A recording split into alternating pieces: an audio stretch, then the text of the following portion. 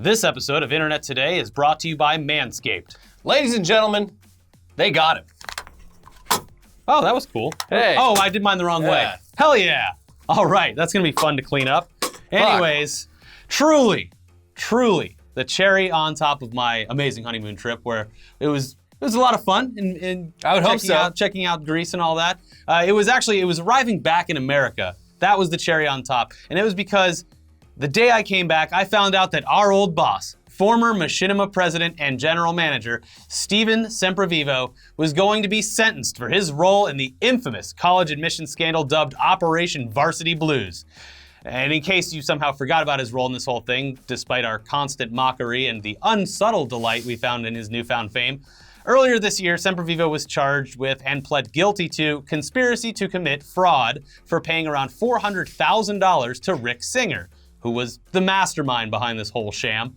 And that was in order to guarantee admission for his son into Georgetown University. Yeah, and mastermind's probably being a bit generous. This was a terrible plan that was doomed to fail, as we've covered before. Yeah, that was in scare quotes. Way too many links in the chain. Also, $400,000. Not chump change. Seems like a lot. Yeah. Anyway, Stephen Semprevivo and Mr. Singer worked together to fake a bunch of athletic information about Semprevivo's son, Adam, for his college application so that he could easily get into the school through what came to be known as the side door entry plan. Basically, they said that Adam was a fantastic competitive tennis player, even though he'd never played the sport competitively, and a portion of the $400,000 bribe was paid to the Georgetown tennis coach, Gordon Ernst, to designate him as an athlete worthy of entry into the school. Yeah. And it's important to point out that once he was accepted and fully attending the school, Adam Semprevivo never even joined their tennis team. Seems like something they should be following up on. Yeah. And before Operation Varsity Blues even hit the news, that tennis coach, Gordon Ernst, was put on leave and eventually fired after an internal investigation discovered that he'd been doing this on more than a few occasions. So the whole thing's been collapsing for a while because there's too many links in the chain. It was doomed to fail. Gordon, hello. We've noticed some irregularities on the applications that for people that have been coming to our school. You see, there's a lot of tennis players here. Yeah. Yet none of them are playing on our prestigious Georgetown University tennis team. What happened to that guy? He sent in a bunch of pictures of him playing tennis and also like one of him like riding a shark and another one of like being on the moon. It was crazy. They were all real photos. Yeah. And not Photoshops. Where's that guy? Why isn't he on the team? Why is our tennis? You know what? It's because, when kids hit college age, they just lose interest in the sport of tennis, and it's a shame. A lot of burnouts around here. It's a real shame. Anyways, after all this became nationwide news, and that's mostly thanks almost entirely to two big celebrity names who were implicated in it. That's Desperate Housewives star Felicity Huffman and Aunt Becky from Full House Lori Loughlin. The whole world got to see what kind of person Stephen Semprevivo was, thanks to the transcripts of conversations that he had with Singer, where upon finding out that he might get into a little bit of trouble for breaking the law, he got incredibly worried and tried to desperately rationalize his actions while rightfully assuming that the conversation would be used against him in court. Here's some of that transcript once again.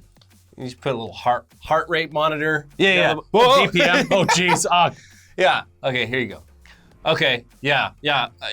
However, we donate to the foundation. It does great work, and we appreciate any help outside of that we got from you. I don't have any details, but I think that you need to be accountable for what you did. So I don't want to talk about this anymore because I think there were two separate things, and we used you and we donated. We donated as a charity, and it was a good charity, and we were excited we could help you. And in terms of how you do favors for people separately, that's we appreciate any help you gave us, but we used you in terms of the in terms of your college stuff. We paid you well for the for the work you did here separately. So, and we appreciate it. So I think that, if you're trying to turn something around in terms of, what you did and how you did it, then I don't want to be a part of that. Yeah. Great job. That was hard. In the wake of all of this, Semprevivo's son, who had already completed his junior year at the college, offered to withdraw from the school if they'd let him keep the credits that he'd earned while attending and not expel him. The college said no, so Adam teamed up with his father's lawyers to actually try and sue Georgetown University after they'd committed to expelling him in an attempt to halt the expulsion and the threat of losing all of his credits. Shit hit the fan and he did not shut the fuck up. The lawsuit also sought compensation for any losses that were incurred. But a few months later, he dropped the suit, choosing instead to, quote, focus on finishing his degree and putting this matter behind him. Sorry, bro, it's on Google now. Yeah. Oh, well. Anyways, flash forward to this month when the hammer of justice was set to strike on a number of these parents implicated in the whole ordeal. Felicity Huffman was up first, and on September 13th, she was handed a light sentence, which included 14 days in prison, 1 year of probation, 250 hours of community service, and a fine of $30,000. And to be clear, her crime's pretty minor compared to a lot of these people. Yeah. She cheated on some SATs, but that was it. It wasn't like Semprevivo, his thing was a whole fucking operation. Yes. Now, it was hard for us to use her sentencing as a barometer for our old boss, though, because, yeah, she'd only paid $15K to Mr. Singer for her daughter's admissions. Stephen was in for almost $500,000. Yeah. So Yeah, we expected something. At some point, was he like sunk cost fallacy? Just like, oh God, I've already dropped like $200K, and the kid's still not getting into Georgetown. So let's just double it. Yeah. 'Cause I don't want to feel like I wasted my time here. You could have taken that $400,000 and invested it into a somewhat safe kind of investment account, and then just rode off of at least some interest for a while. $400K in a managed stock portfolio. You could do all right. Like you couldn't. But damn it, I wanted to be a tennis pro. These people couldn't live off of it because their standard of living is high. They're very high. A normal or poor person could absolutely live off just the dividends from $400,000 put into an investment account. Well, anyways, on September 24th, we got our best preview for what to expect for the ex-Machinima president when Devin Sloane was sentenced for paying $250,000. Sloane's case was extra hilarious because he is actually the one who went so far as to have someone Photoshop his son to look like a pro water polo player. So in our opinion, he probably should have gotten life in prison for making himself and his family look extra stupid on top of the actual crimes.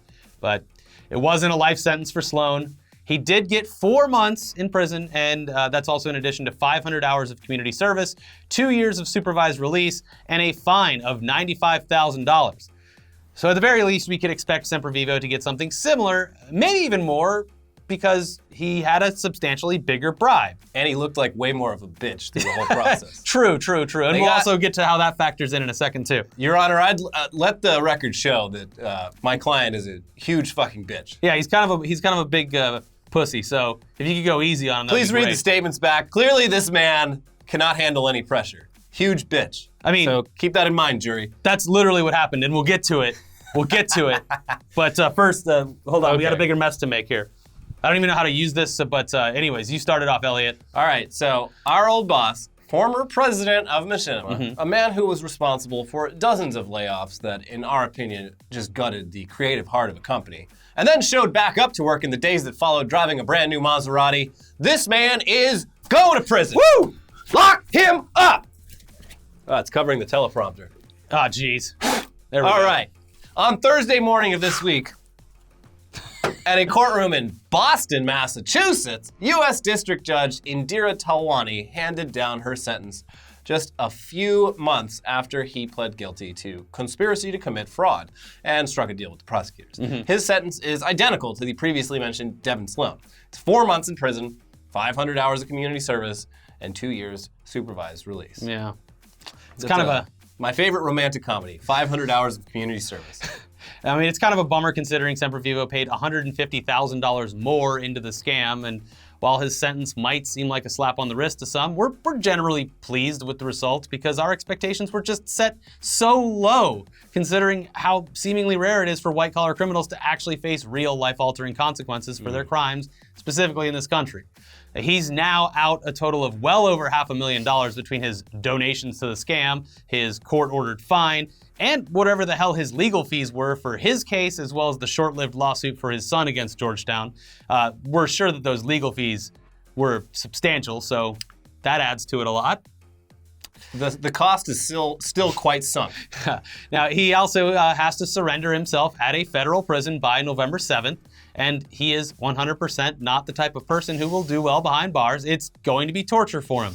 The community service stuff, it's kind of a wash because rich people can easily figure out ways to make their hours of community service as easy as possible. But the scar on his professional record might last a lifetime, especially considering his age. So he's kind of done making money for a long time. I don't know. I don't know about this point. Yeah, I mean, they do find ways. We'll see. We'll see if this guy doesn't get out of prison and immediately get hired at fucking AT&T or some shit. You could be right, yes. But we're hoping.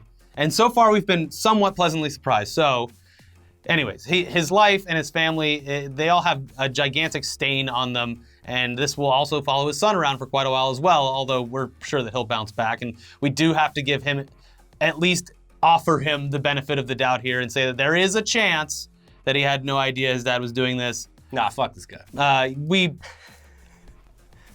give him the opportunity. I don't. The benefit of the doubt, but you do, I don't. No, I don't. I'm just saying, collectively, it would be nice to, but I'm pretty sure that he knew, yeah.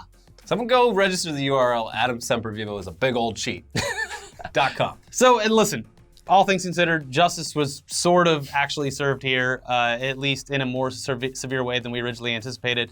And I did want to say that his defense was the I'm a bitch defense. Yeah. Because he was like, he's like talking about his childhood. And how he was intimidated by Rick Singer. And but he did make a point in the court to say that while I wasn't intimidated by him physically, which is fucking weird. Well, he's also like 6'6". Yeah, but he's very like tall. He's a little string bean though. Yeah, knock him over. like a ton of bricks. But I love that he pointed out that he wasn't he's like, listen, I'm not about to get. I would beat his ass in a fight. Let's be clear. But if we were mano a mano. But if we're talking mental gymnastics, this guy could get into any college he wanted to, and he wouldn't have to forge those documents. So there you go. But as one man enters the prison system, another character from our show's history leaves. Because prison, it's a revolving door in this country. Yeah. Literally. Mm-hmm. And we'll get to that after we thank today's sponsor, Manscaped. Yeah. Manscaped wants to make sure that your nether regions are clean as hell. Mm-hmm. We've all been there. You want to trim down the forest below your belt line, but you don't have the proper tools for the job. So you grab whatever you can, you go to town, hoping for the best, praying you don't make the type of mistake that could potentially leave you in a world of pain. Ouch. And then you botch it. Yeah. And everyone's like, where's all this blood coming from? Wear a pad, dude. We've all been there. Yeah. Talking about shaving your balls. Well, the whole region. The whole region down there. But the balls is very sensitive. Very dangerous. The days of worrying about accidental cuts or other big oopsies are now behind you because Manscaped is here to help with their Lawnmower 2.0. The Lawnmower 2.0 has proprietary skin-safe technology, so this trimmer won't nick or snag your nuts. Manscaping accidents are finally a thing of the past. And oh, by the way, if you use the same trimmer that you use on your face to trim up the coin purse down there, that is gross, and you need to stop it. Use Lawnmower 2.0 instead. In addition to their skin-safe trimmer, they've also got the Crop Preserver, an anti-chafing ball deodorant and moisturizer. You already put deodorant on your armpits. Why not put deodorant on the actual smelliest part of your body? Your disgusting genitals. Make those family jewels shimmer and shine with Manscaped. And right now, for our viewers, they're offering 20% off their products when you go to manscaped.com and use promo code TODAYDAILY, all one word, yes. at checkout. Yeah. That's 20% off with free shipping at manscaped.com using promo code TODAYDAILY, all one word, at checkout. We thank you. Your significant other will thank you. And your balls will thank you too. Thank you. That's what they sound like. Now back to the big news that literally every single one of you linked to us on Twitter. A man who we have covered extensively in the past for his various crimes. And he is a man now. And one who has followed us from the old ETC channel days. That man has been released from prison. He's now free to go. And he will almost certainly cook up even more ridiculous schemes with his free time. He's had a lot of time to think. We're talking, of course, about Malachi Love Robinson, aka Dr. Love. You've heard his story, which we began covering years ago, but here's a quick TLDR just in case. Back in 2015, when he was just 17 years old, Malachi Love Robinson was kicked out of a medical center in West Palm Beach, Florida, for impersonating an OBGYN doctor while wearing a white coat, a stethoscope, and a face mask. Clearly, that man is a doctor. This man's a doctor. He's wearing the proper attire. He's wearing the uniform that you can only get if you show him your doctor card. Yes. Yeah, he'd apparently been there for about a month before getting caught, just roaming around. But he'd also claimed that when he was caught that he'd been practicing medicine for years. Why would I do this if I've been practicing medicine for years, I ask you? I don't hear a response. I will leave now. I have urgent medical business to attend to. Bye-bye. Good day, sir. Due to his age at the time, he was detained but not charged with a crime.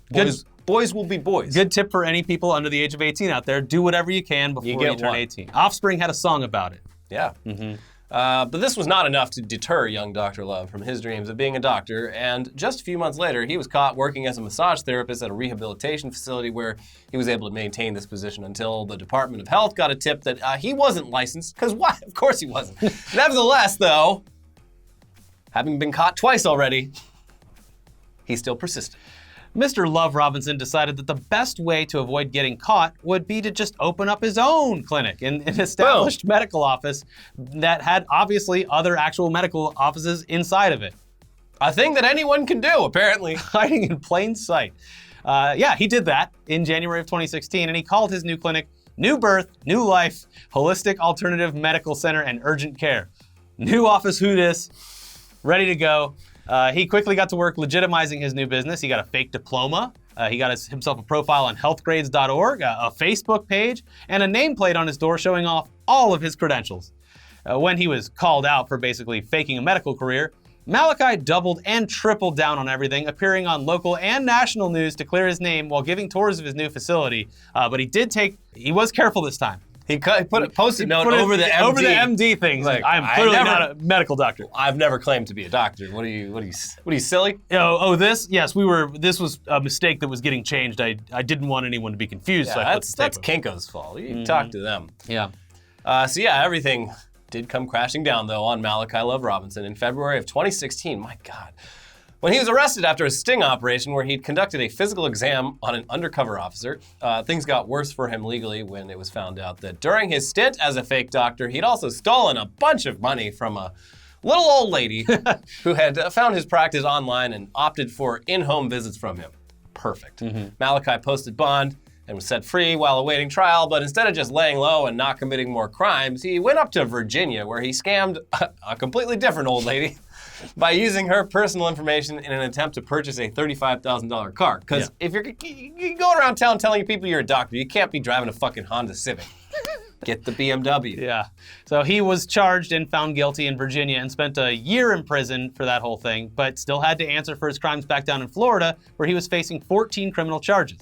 He pled guilty and agreed to a 3.5-year prison term and $80,000 to be paid back to his victims. So off to prison he went. And thus concluded another weird story covered on this channel, or I guess ETC at this point. He did give an interview like about a year in. Very short one.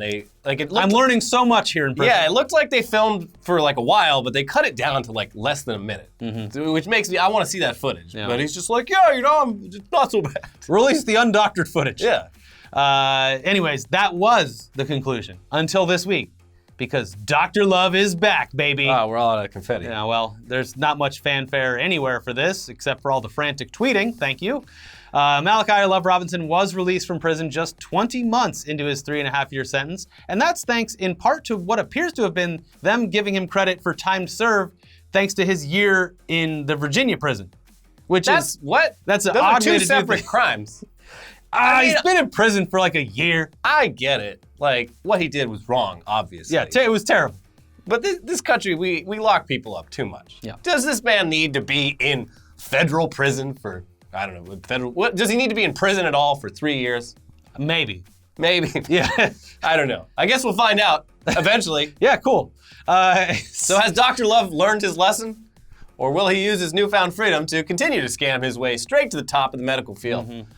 We can't be sure, but if for some reason he's watching this right now, Malachi, listen to me. Yes. Get yourself a book deal. Write your story, or, hire a ghostwriter to do it for you. And then take credit for it because it lines up perfectly with everything else. Yeah, it's fine. Doesn't matter. People do it all the time. Publish that book and then sell the rights to Lifetime or some shitty channel like that for a TV movie so that you can make money the same way all former criminals do, through entertainment. Yes. The old Jordan Belfort. Yeah. The old Henry Hill. Whatever happens, we're sure that we haven't heard the last from Malachi. This is just the beginning, a new chapter in his book. I mean, maybe he's off medicine. Maybe he's got new goals. Maybe he wants to be a really good tennis player at Georgetown now. Yes. Yes. Yes, we need to all come together and bribe Malachi Love Robinson into a prestigious college. The thing about this guy, the thing I love about him is the confidence. Yeah. Like, even when shit was hitting the fan so hard that it was getting all over the room, he was still like, there's a lot of weird accusations going around. It's kind of weird, frankly. Clearly, I'm a doctor. I'm just trying to put this all behind myself. Yeah, it's like, would we be looking at Frank Abagnale the same way if he existed in the time of social media and double and triple checks in the medical field? Yeah, no. And not to mention that, what was it, a year or two ago in the UK, they had to do a complete audit of their entire healthcare system because so many doctors were fake? Yeah, Malachi Love Robinson really... He's a traditionalist. He ripped open the lid on what apparently is a just rampant problem among medicine around the world. Yeah. And, he did us all a service. Yeah. So, thank you, doctor. No, I don't think so. No, he's a criminal, but he did bad things. He did his time. But he has that adorable face. The parole people, the courts, they have found him to be 100% rehabilitated. Yeah. The man is clean. I'm just excited to see what he gets into next. I can't wait. If you're a little old lady, though, grab your purse. Yeah. Yeah, they should put pictures of him up at the local old lady homes. Send it around with the... don't even talk to this guy. The monthly AARP magazine is going to come with a big warning on it. Yeah. Mm-hmm. Anyways, while I was gone, Elliot had some guest hosts, and there's some episodes you can watch with them. We're going to do a podcast for Patreon very soon where I make Elliot drink disgusting alcohol that I brought back from the honeymoon, and I'll talk all about it, all the crazy, boring actually, it was just boring. I just sat around. It was great, That's though. That's the best, though. Anyways, we'll have that out for you soon. Stay tuned for News Dump, Weekly Weird News. I'm back. We'll have some new content coming for you soon, so thank you. And bye, Stephen. Bye, Stephen. Bye.